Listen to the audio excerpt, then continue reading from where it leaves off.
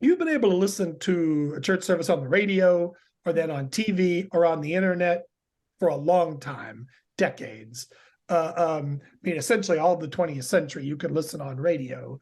But the ability to listen to, see, and maybe even participate in your own community where you have a shared history and you know people, that is a very different thing than we've seen before.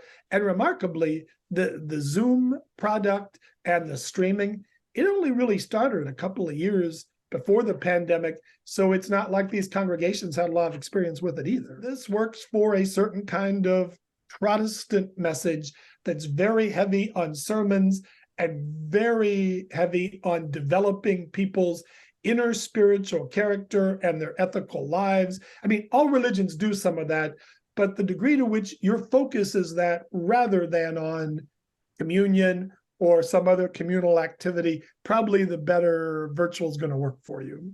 I have it stuck in my craw that the nature of community may actually be changing the way we relate to other people, maybe not in our families, but the way we relate to other people in business, the way we relate to other people in educational formats, certainly the way we buy things. I mean, here in central Indiana, I couldn't even tell you how many distribution centers there are now because people buy things online, they get delivered to them. And I mean, certainly in my lifetime, it changed from people going downtown to where the stores were to people going to the mall, and now people not going anywhere to buy things. Well, that's happening to congregations.